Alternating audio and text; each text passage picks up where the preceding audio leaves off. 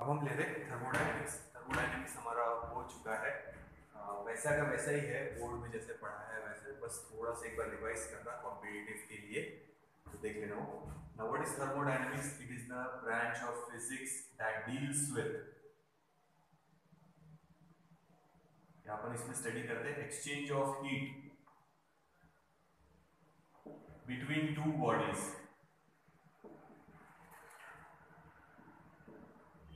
ठीक है, और heat energy into mechanical work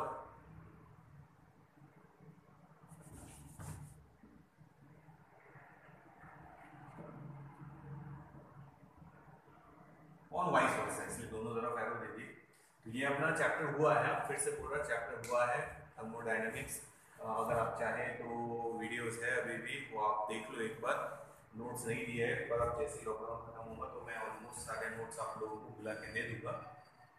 तो थर्मोडायनेमिक्स हमने कॉम्पिटिटिव के लिए ले रहे हैं, जस्ट एक रिवीजन जैसा ही समझो, ग्राफ वगैरह एक बार वापस से समझ में आ जाएंगे।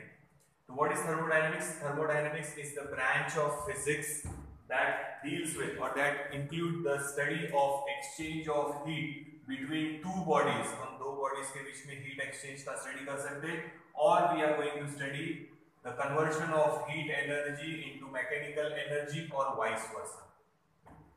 मैकेनिकल एनर्जी और वाइस वर्सा ये अपना हुआ है हीट इंजन वगैरह में। तो हीट इंजन में हीट को मैकेनिकल वर्क और मैकेनिकल वर्क को हीट में कन्वर्ट कर सकते हैं। रेफ्रिजरेटर और हीट इंजन दोनों हुए अपने, ठीक है। तो ये सब डेफिनेशन वगैरह लिखने की जरूरत नहीं है, अगर छोटी सी नोट्स बनाना चाहे तो लिख सकते हैं। Thermodynamics is the branch of physics that deals with exchange of heat between two bodies, or we are going to study the exchange of heat between two bodies, or we are going to study the conversion of heat energy into mechanical work or vice versa।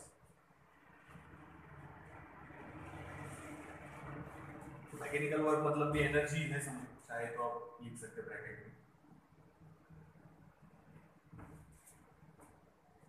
ठीक है। तो अब हम देखेंगे thermodynamic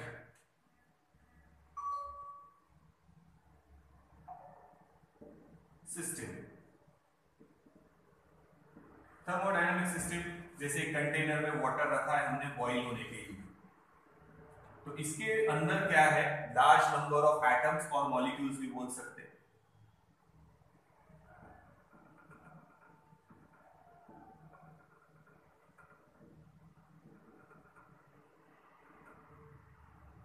contains large number of atoms और molecules. ये जैसे एक एग्जांपल के लिए बताया, हम चाहे तो गैस भी कंसीडर कर सकते हैं जिसको हम हीट कर रहे हैं, और गैस को हीट करेंगे तो क्लोज करना पड़ेगा। ये लगा दिया हमने पिस्टन, और अब इसमें गैस मॉलिक्यूल्स है, और अब हम इसको हीट कर रहे हैं, ठीक है। ये हीट कर रहे हैं और यहाँ इसको हीट कर रहे हैं। तो दोनों भी एग्जांपल थर्मोडायनामिक सिस्टम के है। तो what is a thermodynamic system? A thermodynamic system is bounded, ना, ये बाउंडेड है, देखो दोनों बीच में, बाउंड्रीज के बीच में, ये भी बाउंड्री में है और ये भी बाउंड्रीज में है, and they contain large number of atoms और molecules confined within the boundaries, confined within the boundaries, ठीक है।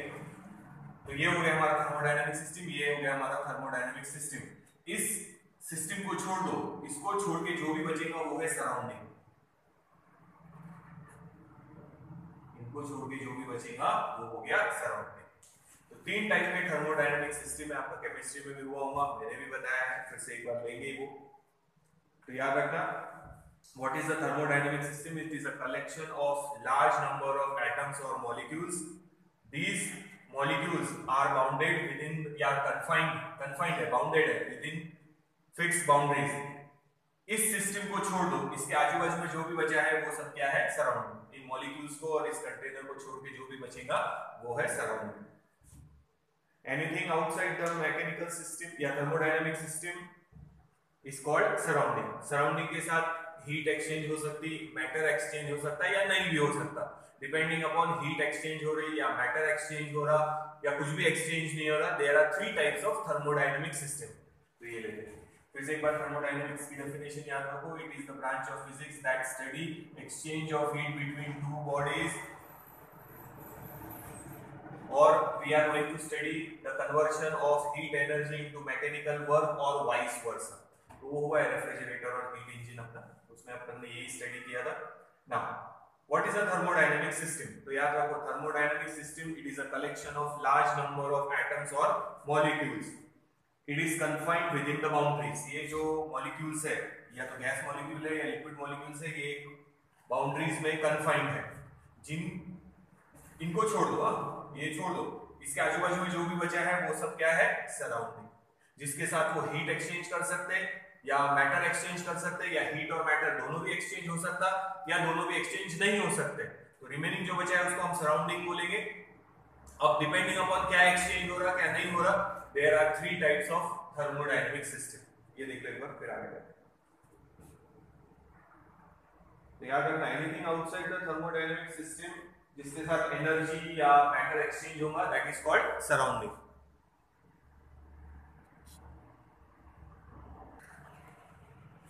ठीक है, नोट डाउन कर लिया। नेक्स्ट 3 टाइप के थर्मोडायनेमिक सिस्टम है जो हम इस चैप्टर में स्टडी करेंगे। पहला है open system.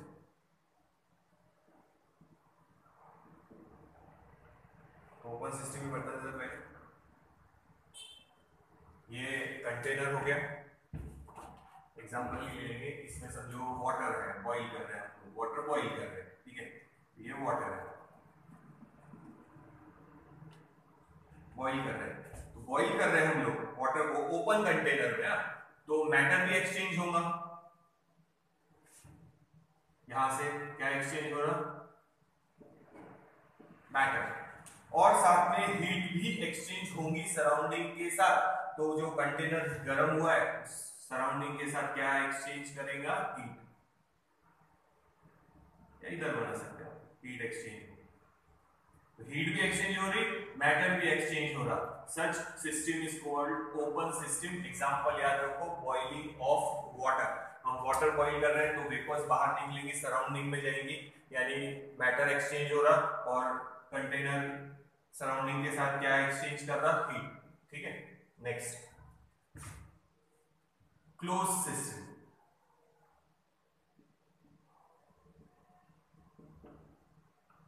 Suppose gas heat कर रहे हैं, या एग्जांपल यही रखते हैं वाटर हीट कर रहे हैं, पर हम कंटेनर को इस बार क्लोज कर देंगे। ये कंटेनर को हमने क्लोज कर दिया, तो गैस हीट करेंगे तो पिस्टन लगा दिया समझो ये हमने। तो ये एग्जांपल भी याद रखेंगे। अभी फिलहाल वाटर बॉइलिंग कर रहे हैं, बट हम हीट कर रहे हैं उसको क्लोज कंटेनर। तो अब मैटर एक्सचेंज नहीं होगा, सिर्फ क्या एक्सचेंज होंगी? हीट। सराउंडिंग के साथ क्या एक्सचेंज हो रही? Heat exchange. No matter is exchanging with the surrounding, it is called closed system. 3 type के थर्मोडायनेमिक सिस्टम है, हम देख रहे हैं थर्मोडायनेमिक सिस्टम।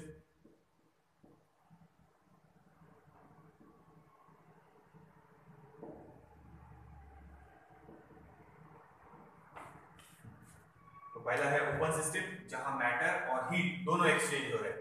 दूसरा है क्लोज सिस्टम जहां सिर्फ क्या एक्सचेंज हो रही? Heat. And last is isolated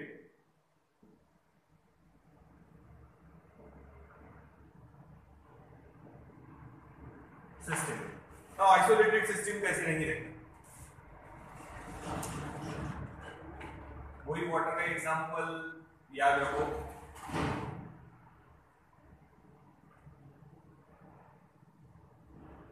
पर हमने रखा है उस बॉइल करके वाटर को थर्मस फ्लास्क में, थर्मस में रखा है हमने, ठीक है। तो ना मैटर एक्सचेंज होगा, थर्मोस फ्लास्क में मैटर भी एक्सचेंज नहीं होगा, ना एक्सचेंज होंगी हीट, ठीक है।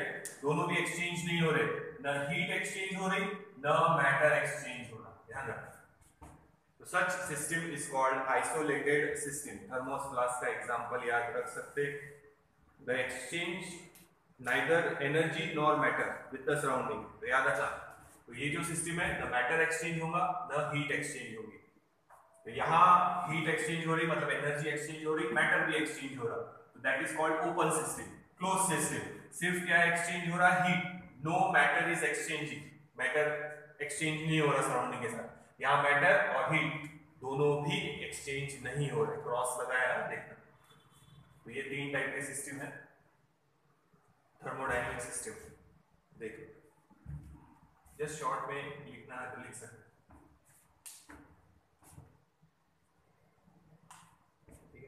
हीट एक्सचेंज हो रही, न मैटर एक्सचेंज हो रहा, आइसोलेटेड सिस्टम। हीट एक्सचेंज हो रही, मैटर एक्सचेंज नहीं हो रहा, क्लोज सिस्टम। मैटर और हीट दोनों एक्सचेंज हो रहे सराउंडिंग के साथ, ओपन सिस्टम। तो सिस्टम को छोड़ दो, जो भी बचेगा आजू बाजू में जिसके साथ हीट और मैटर एक्सचेंज होता, दैट इज कॉल्ड सराउंडिंग। ये याद रखो, देख लो एक बार फिर आगे।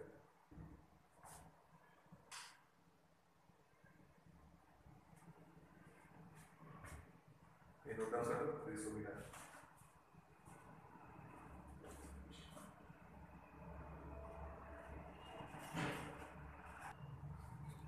तो ये तीनों सिस्टम नोट डाउन कर लेना। अब देखो नेक्स्ट टॉपिक है थर्मोडायनेमिक वेरिएबल। ये बाद में लेते हैं। इक्वेशन ऑफ स्टेट, यानी इक्वेशन अपने को पता है, हो चुका है, इक्वेशन याद होगा। गैस के लिए हमने डिराइव किया है PV = nRT, या PV = कहीं कहीं पे म्यू से डिनोट करते हैं। This is the equation of state, ठीक है। गैस के लिए लेंगे। अब एग्जांपल हमने ओपन सिस्टम, क्लोज सिस्टम का, वाटर का बता दिया हम, वो क्योंकि इजी जाता हो समझने में, इसलिए हमने वाटर को कंसीडर कर लिया वहां पे। तो अभी इक्वेशन ऑफ स्टेट हो गया PV = nRT। तो थर्मोडायनेमिक वेरिएबल क्या है, जो थर्मोडायनेमिक सिस्टम है, इट डिपेंड्स ऑन, इक्वेशन में देखो, प्रेशर, वॉल्यूम, टेम्परेचर, और ये n या ये म्यू मतलब ग्राम मॉलिक्यूलर वेट, यानी number of moles, number of moles पे डिपेंड करेगा। और एक चीज है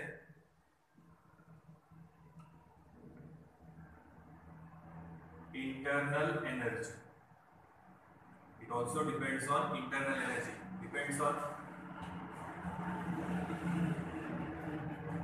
depends, thermodynamics system depends on pressure, volume, temperature, number of moles and internal energy. इसमें से कुछ भी चेंज हुआ तो थर्मोडायनेमिक सिस्टम में चेंज होगा, तो इसीलिए इनको बोला है थर्मोडायनेमिक वेरिएबल। और ये हो गया हमारा equation of state, PV = nRT या PV = μRT।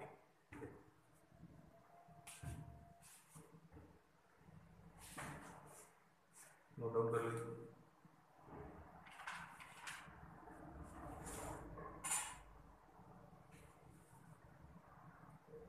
तो ये जो n है वो याद रखना है, mu gram molecular weight, gram molecular weight.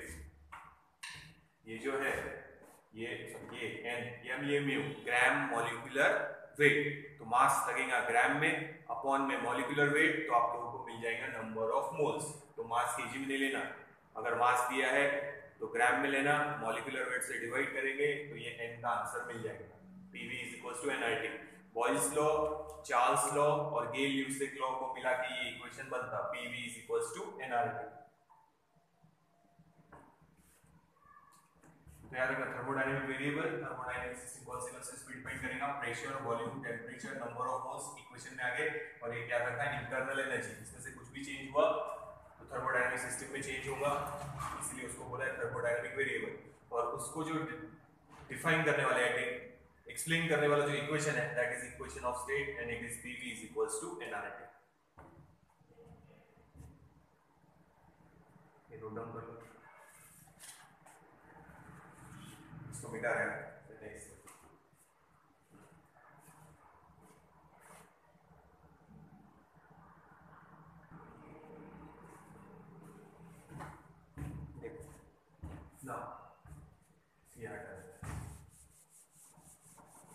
If these thermodynamic variables, जो लिखे हमने pressure, volume, temperature, number of moles and internal energy, these all does not depend on time.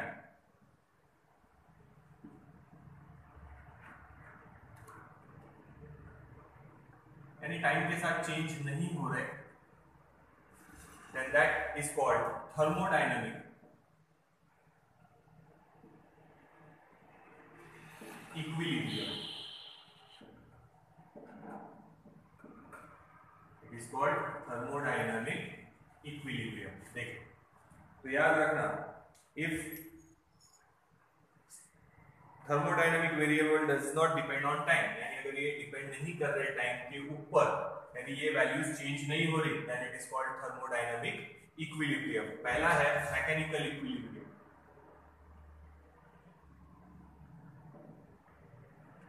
Mechanical equilibrium मतलब there is no unbalance force between system and surrounding. System और surrounding के बीच में कोई unbalance force नहीं है. No unbalanced force between system and surrounding. There is no unbalanced force between system and surrounding. दूसरा है थर्मल इक्विलिब्रियम.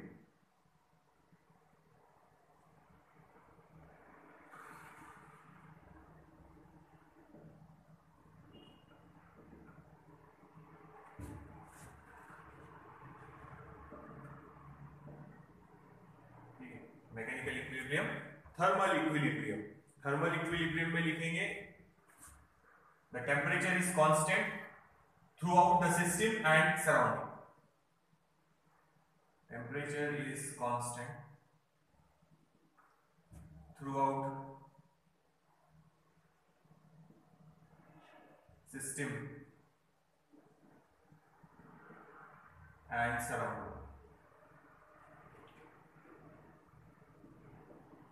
ठीक है, temperature is constant throughout the system and surrounding. एक और है भी लेते, पहले नोट डाउन कर लो. Thermal equilibrium, there is uniform temperature लिख सकते हैं, या temperature is constant throughout the system and surrounding. ठीक है, temperature is same in the system and surrounding, वैसे भी लिख सकते हैं. देखिए ये दो नोट डाउन करो, फिर तीसरे कर दो.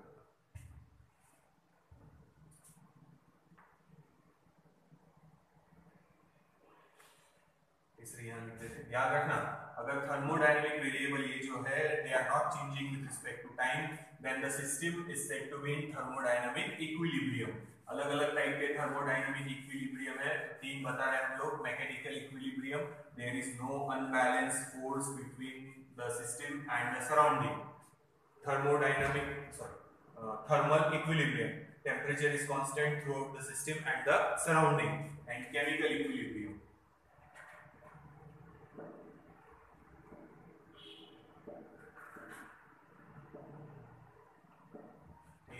याद रखो, chemical equilibrium, there is uniform chemical composition throughout the system.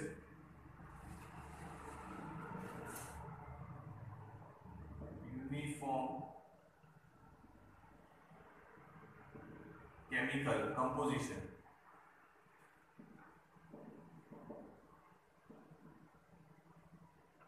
Through out the system. पूरे सिस्टम में हर जगह केमिकल कंपोजिशन सेम है, तो उसको बोलेंगे केमिकल इक्विलिब्रियम. ये तीन टाइप के इक्विलिब्रियम है, देख लो. तो अगर thermodynamic variable pressure, temperature, volume, number of moles and internal energy are not changing with respect to time, then the system is in thermodynamic equilibrium.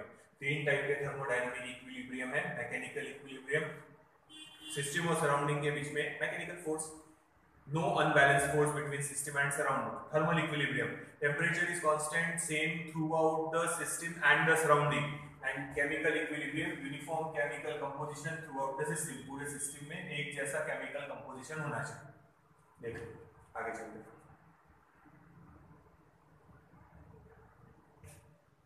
फिर थर्मोडायनेमिक प्रोसेस देखते हैं.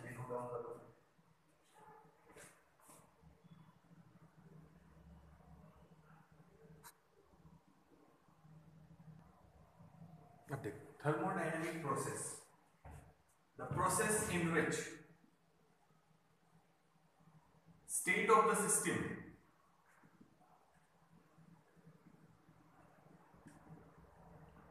changes, यानी सिस्टम में चेंजेस हो रहे हैं, state of the system is changing due to change in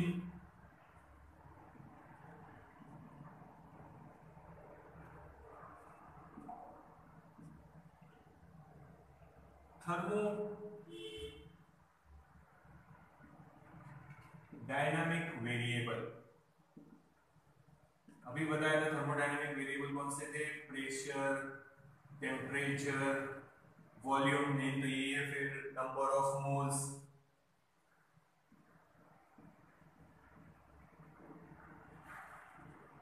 and internal energy.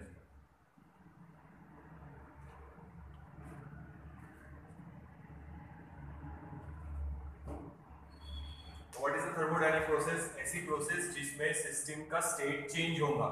Process, अब process के नाम लिखेंगे। अब हम गैस के बारे में ले रहे हैं एग्जांपल जो बताए थे, क्लोज सिस्टम, ओपन सिस्टम, उसमें वाटर कंसीडर किया था क्योंकि वो समझने में इजी जाता है इसीलिए। पर अब ये गैस के लिए लिखेंगे हम लोग BV = nRT जो था आइडियल गैस इक्वेशन था। तो अब देखो thermodynamic process is the process यानी जिसमें चेंज हो रहा स्टेट ऑफ द सिस्टम, यानी सिस्टम में चेंजेस हो रहे हैं due to change in thermodynamic variable, यानी थर्मोडायनामिक वेरिएबल में जो चेंज हो रहा है उसकी वजह से। तो प्रेशर चेंज हो सकता है, टेम्परेचर चेंज हो सकता है, वॉल्यूम चेंज हो सकता है, नंबर ऑफ मोल्स या इंटरनल एनर्जी, इसमें कुछ भी चेंज हुआ तो चेंजेस होंगे। तो पहला है, first type of process is isothermal process.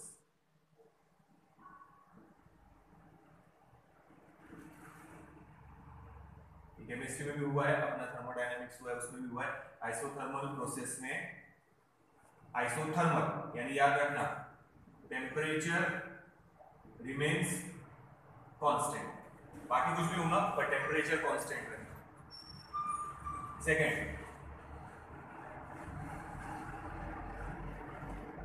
Isobaric process, इसमें प्रेशर रिमेन्स कांस्टेंट। ठीक है, ये तुम लोगों का केमिस्ट्री में भी हुआ है। थर्ड इज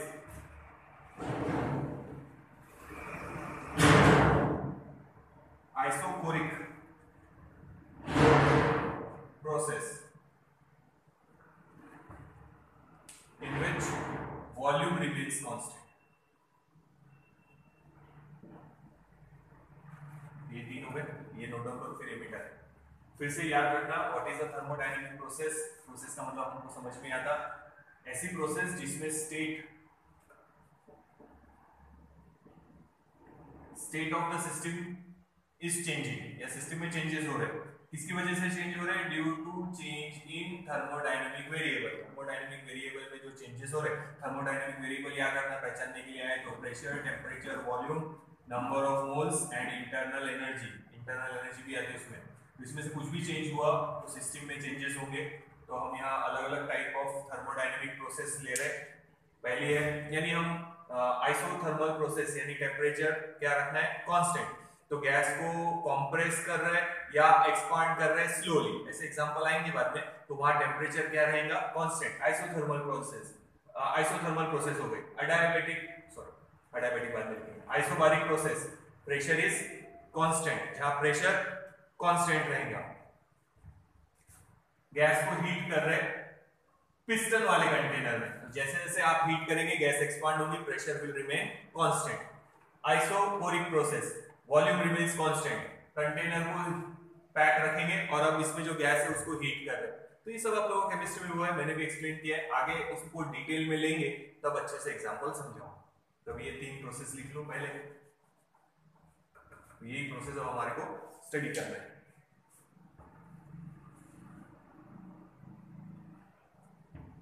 ये बेटा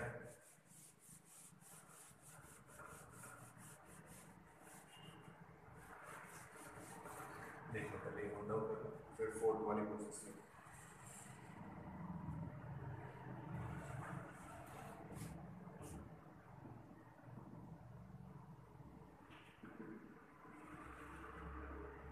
डायबेटिक प्रोसेस, इसमें रहेगा no exchange of heat,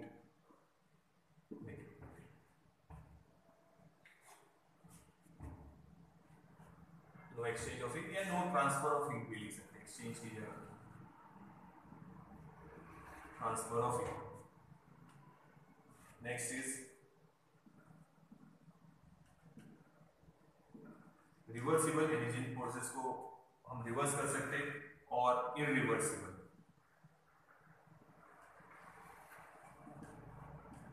process cyclic और नॉन साइक्लिक प्रोसेस। तो साइक्लिक प्रोसेस में जहां से शुरू किए वहीं पे खत्म करेंगे, नॉन साइक्लिक प्रोसेस में ऐसा नहीं होगा। देखिए, cyclic and non cyclic process, reversible and irreversible process. तो ये प्रोसेस याद रखो, isothermal, isobaric, isochoric, adiabatic, reversible and irreversible, cyclic और non cyclic process.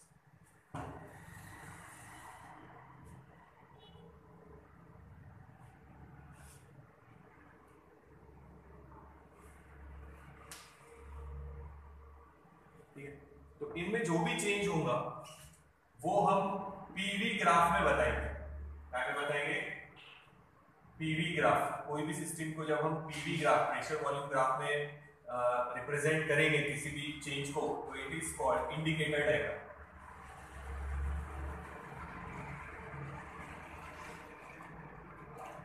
It is called indicator diagram, याद रखना।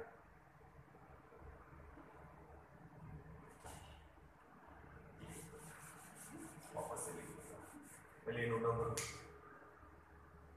यहां लिख देते। किसी भी सिस्टम को जब हम पीवी ग्राफ में इंडिकेट करेंगे तो it is called indicator graph या इंडिकेटर डायग्राम। तो इसको या इसको या इसको या इसको या इसको या इसको जब हम पीवी यानी प्रेशर वॉल्यूम ग्राफ में इंडिकेट करेंगे तो that diagram is called indicator diagram या इंडिकेटर ग्राफ, याद रखना। तो हर सिस्टम को हम डिटेल में लेंगे, अभी तो सिर्फ नाम बताए हैं, देखिए उसको आगे।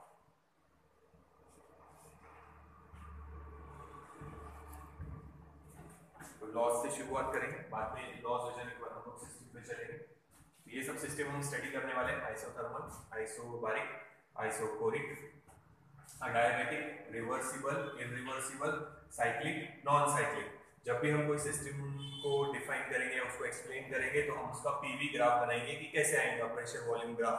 तो that graph is called indicator graph और indicator diagram.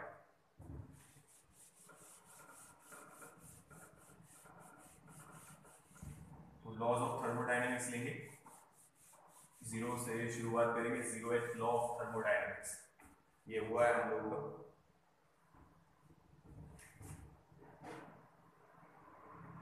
Zeroth law of thermodynamics. तीन बॉडीज कंसीडर करेंगे, ए, बी, सी। ठीक है, फर्स्ट केस में देखेंगे, स्टेटमेंट भी ऐसा ही है उसका, ये कोई इतना ज्यादा इंपॉर्टेंट नहीं, इजी है। A and B are in, sorry, A and C are in thermal equilibrium. पहले बोल रहे हैं हम A and C are in thermal equilibrium. Thermal equilibrium में मतलब temperature same, so temperature of A is equals to temperature of C, ऐसा बोल रहे हैं हम लोग। फिर हम लोग बोल रहे हैं वही तीन बॉडीज ए, बी एंड सी।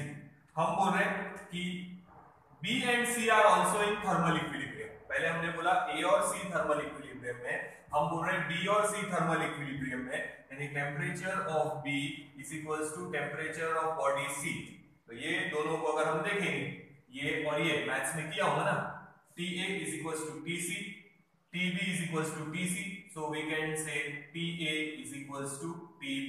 दोनों में TC कॉमन है तो TA is equals to TB। तो स्टेटमेंट वही है, A, B, C, A, B, C.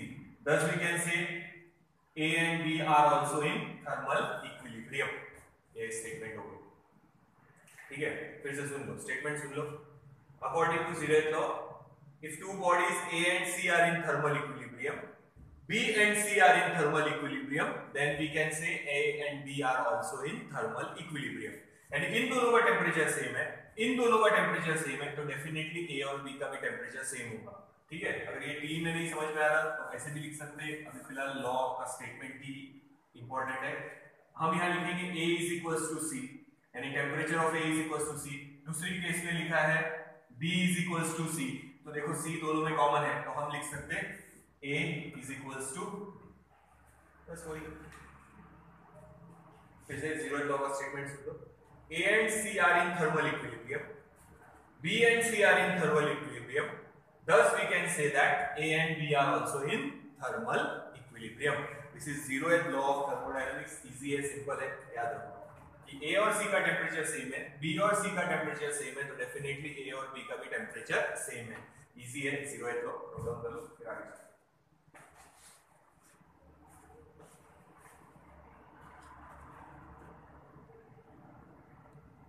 अब देखो, अब हम लेंगे हीट, इंटरनल एनर्जी और वर्क, एक एक टॉपिक लेंगे।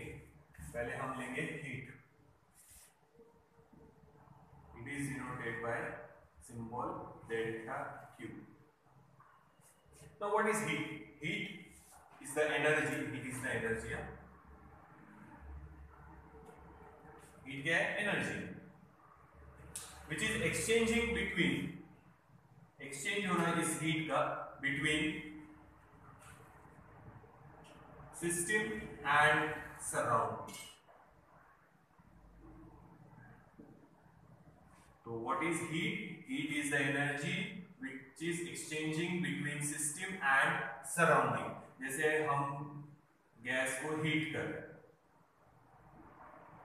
ये हीट सिस्टम और सराउंडिंग में क्या हो रही है? एक्सचेंज हो रही, तो that is energy which is exchanging between system and surrounding. और इसका फॉर्मूला हम लोगों को हो चुका है, heat at constant pressure at constant volume। हमने m Cp dt ऐसे लिखा था और दूसरा m Cv dt ऐसे लिखा।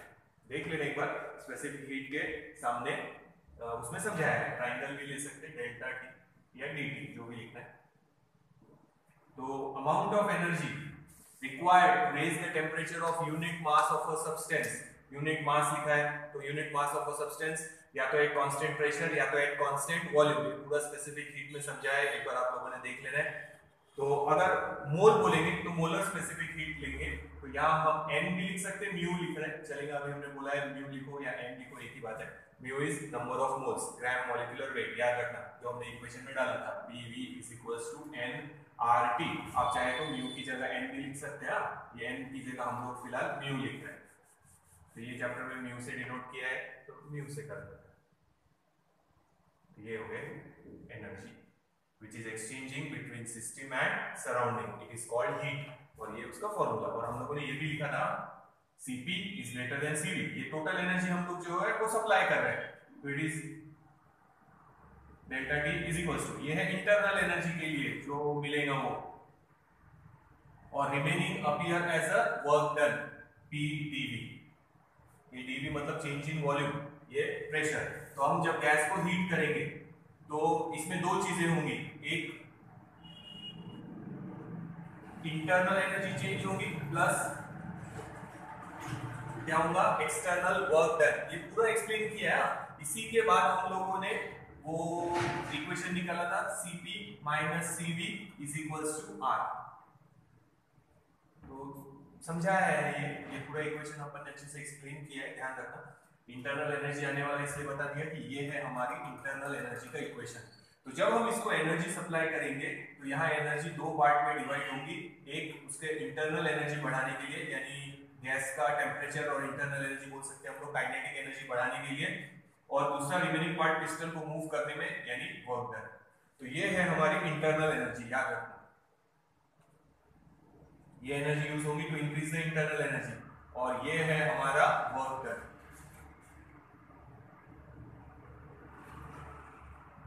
इंटरनल एनर्जी और ये है वर्क डन।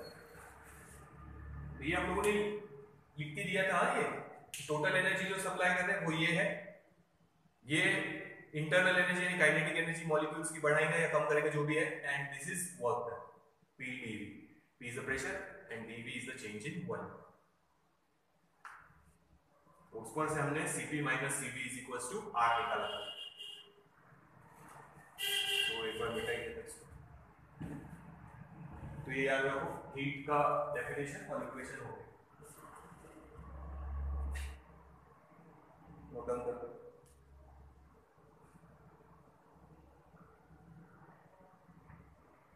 और ये याद रखना कि ये पाथ डिपेंडेंट है कि हम कैसे हीट कर रहे हैं, पाथ पे डिपेंड करेंगे, पाथ डिपेंडेंट, यानी सिर्फ इनिशियल और फाइनल पोजीशन पे डिपेंड नहीं करेगा, it will depend on the path follow, path जो फॉलो होगा उस पे। तो याद रखना heat is path dependent, it will depend on the path follow.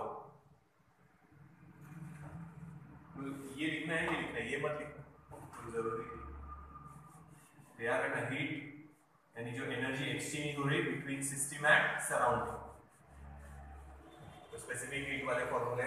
तो देखो हमने ऐसा किया था, इसको इधर ले लो, तो Cp माइनस Cv कॉमन बचा म्यू इंटू डेल्टा टी, ये म्यू इंटू डेल्टा टी, उधर बचा है P dV। So Cp minus Cv is equals to P dV upon mu delta T. अगर याद होगा equation PV is equals to mu RT, so mu is equals to PV upon RT, oh sorry, R is equals to PV upon mu into T, so PV यानी P change in volume, V है वहाँ पे, mu की जगह mu और delta T की जगह T है वहाँ पे, तो हमने लिखा था Cp minus Cv is equals to, ये बताया ना कि नीचे में भी हुआ, देख लेना, ये लिखने की जरूरत नहीं है। तो इस पर से हमने Cp minus Cv equals to R लिखा था, ये हमारे काम आएगा। और ये याद रखना डिग्री ऑफ फ्रीडम भी हुआ है, gamma is equals to Cp upon Cv, ये भी काम आएगा अपने, वो भी देख लेना। तो ये इक्वेशन लिखना है हीट में, तो दो ये मैंने खाली अभी बताया, तुम लोग देख लो एक बार। फिर इंटरनल एनर्जी ले, ये मिटा दे, इंटरनल एनर्जी ले।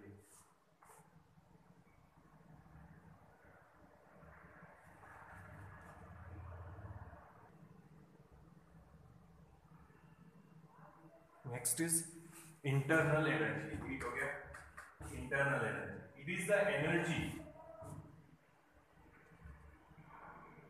possessed by the system due to motion of molecules or their configuration।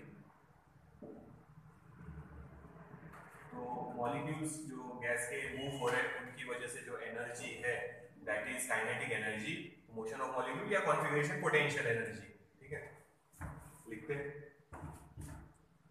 So U से डिनोट करेंगे internal energy, it is kinetic energy plus potential energy, but याद रखो for ideal gas potential energy is equals to 0, तो U is equals to kinetic energy.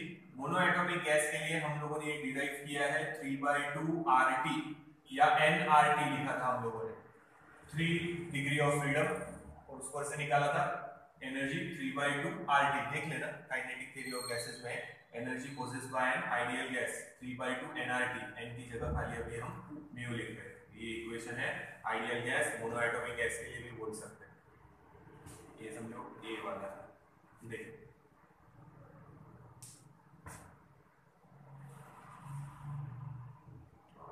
Change in internal energy बोला delta U, तो हमको temperature change करना पड़ेगा, mu constant, R constant, change होगा temperature delta. तो ये है 3/2 म्यू RT या nRT भी ले सकते हैं हम लोग, ये हमारा काइनेटिक थ्योरी ऑफ गैसेस में हुआ है। काइनेटिक थ्योरी ऑफ गैसेस देख लेना एक बार, नोट्स है उसमें है ये आइडियल गैस इक्वेशन। अगर मान लो कोई दूसरी गैस लेंगे, मोनोएटॉमिक छोड़ दो, आइडियल गैस छोड़ दो, डायटोमिक गैस है, ट्राइएटोमिक गैस है, तो डिग्री ऑफ फ्रीडम कितने रहेंगे F, तो हम 3 की जगह, मोनोएटॉमिक गैस में 3 डिग्री ऑफ फ्रीडम थे, तो इसकी जगह आएगा F/2 mu R T. F is the degree of freedom. या फिर हम इंटरनल एनर्जी का जो अभी हमने फॉर्मूला लिखा था, म्यू CV dt, अभी बताया था ये इंटरनल एनर्जी का, तो आप ये भी फॉर्मूला लिख सकते हैं। इसको थोड़ा चेंज करके लिखेंगे।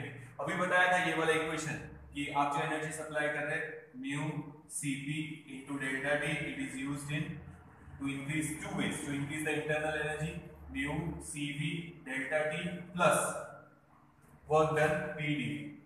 तो ये है इंटरनल एनर्जी, ये भी लिख सकते हैं, ये भी लिख सकते हैं। इसको थोड़ा चेंज करेंगे म्यू Cv dt को, तो ये तो डायरेक्ट याद रख सकते हैं आप लोग।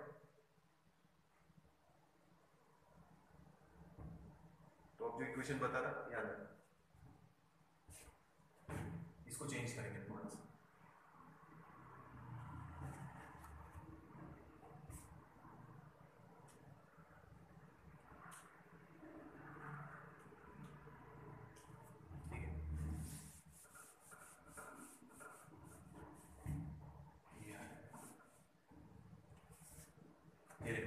ये equation Cp minus Cv is equals to R। Cv से डिवाइड करो, Cp upon Cv minus 1 is equals to R upon Cv, dividing both sides by Cv। तो ये हो गया गैमा, ये minus 1 is equals to R upon Cv। तो ये भी फॉर्मूला याद रखना, Cv को लिख सकते हैं आप लोग R अपॉन गैमा माइनस 1। ये फॉर्मूला याद रखना, बना के दिया है। तो यहाँ ये इक्वेशन लिख सकते हैं आप लोग, u इज इक्वल्स टू, ये म्यू है ना, ये u है इंटरनल एनर्जी, Cv की जगह लिखेंगे R upon gamma minus 1 into delta T. ये फॉर्मूला ऐसे भी लिख सकते हैं, ये लिखने की जरूरत नहीं है, बाजू में रफ में डाल देना, पर ये याद रखना कि Cv की value R upon gamma minus 1 कैसे है।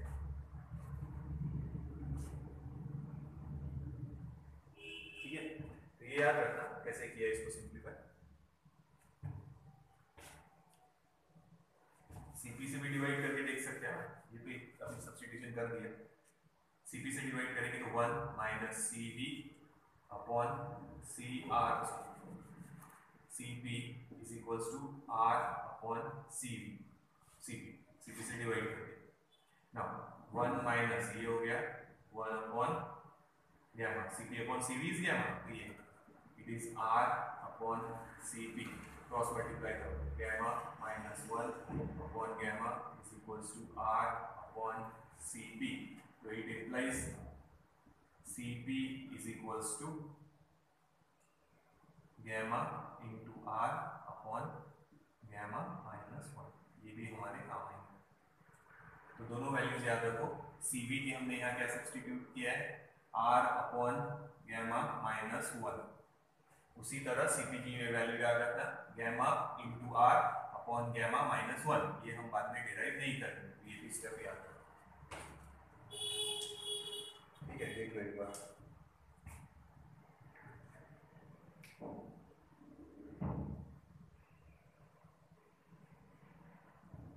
ठीक है, तो ये रफ में डाला, ये वैल्यूज याद रखना Cp और Cv का इक्वेशन। अब इसको थोड़ा चेंज करके लिख रहे इक्वेशन को याद रखो, u is equals to mu R upon में गैमा माइनस 1, और चेंज इन टेम्परेचर को लिख रहे हैं final minus initial, final temperature minus initial temperature, अंदर मल्टीप्लाई कर दो, mu R Tf A।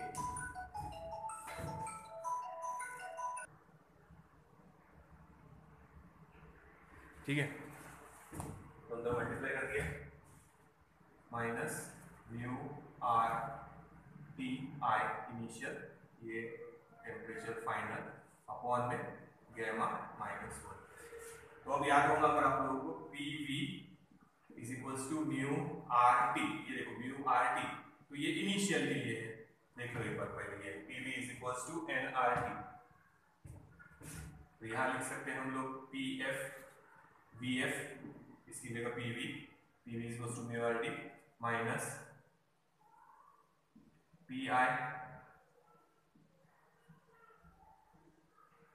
We I यानी pressure into volume initial final upon gamma minus 1। कोई भी गिवन पर से फॉर्मूला काम आ सकता है। ये याद रखो, ये याद रखो, ये याद रखो, बाकी तो स्टेप्स है देख लेते हैं।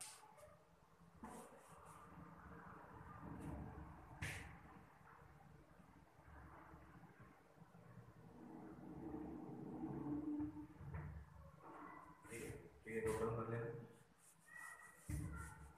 और याद रखो ये जो हमने लिया है internal energy, it does not depend on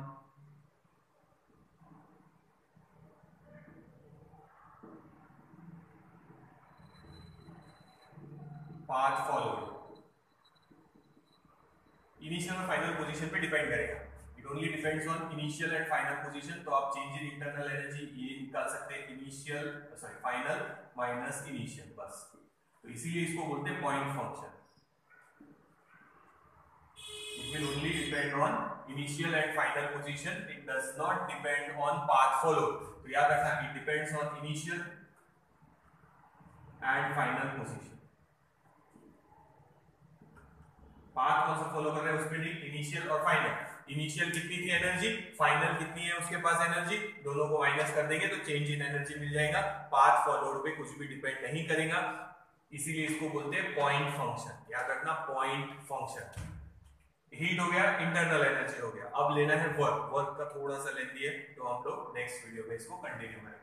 तो थर्मोडायनामिक्स हमारा हो चुका है और काइनेटिक थ्योरी ऑफ गैसेस की इक्वेशन काम आने वाले हैं। तो एक बार आप लोगों ने थर्मोडायनामिक्स देख लेना है अपना और केटीजी पढ़ लेना है एक बार, उसकी इक्वेशन काम आएंगे। वर्क का थोड़ा सा लेंदी है इसलिए हम इस वीडियो में उसको कंटिन्यू नहीं करेंगे, हम लोग नेक्स्ट वीडियो में वर्क डन का कंटिन्यू करेंगे। जस्ट रिवीजन जैसा ही है समझो। थर्मोडायनामिक्स में हमारा हीट हो गया है, इंटरनल एनर्जी हो गया है, अब वर्क को हम डिटेल में लेंगे। ये हो जाने के बाद फिर देखेंगे आगे कैसे लेना है। नोट्स तो बनाने की जरूरत नहीं है, लिखते जाओ खाली साथ साथ में, अगर लिखना भी है तो ठीक है। तो इसके बाद जीरोथ लॉ हो गया, फिर हम लोग लेंगे फर्स्ट लॉ, फिर उसके बाद अलग अलग टाइप के सिस्टम्स ले लेंगे जो हमने बताया, आइसोथर्मल है, अडायाबैटिक है, आइसोबारिक है, आइसोकोरिक है, रिवर्सिबल है, इरिवर्सिबल है, वो प्रोसेस एक्सप्लेन कर दूंगा। उसके बाद सेकंड लॉ ऑफ थर्मोडायनामिक्स है और उसके बाद अपना हीट इंजन और रेफ्रिजरेटर वो हम एक्सप्लेन नहीं करेंगे, जितना वीडियो में है उतना एक बार देख लेना, ठीक है। तो जस्ट एक बेसिक ग्राफ वगैरह वापस से कैसे आते हैं वो समझ लेना। पीवी डायग्राम मेन समझना इंपॉर्टेंट है ये चैप्टर में, जिसको हम इंडिकेटर डायग्राम बोलेंगे। कोई भी प्रोसेस को एक्सप्लेन करने के लिए हम पी और वी के फॉर्म में ग्राफ बनाएंगे प्रेशर वॉल्यूम के इसमें, तो आप लोगों को वो ध्यान में रखना है। देखिए तो वो अगर हम नेक्स्ट वीडियो में कंटिन्यू करेंगे।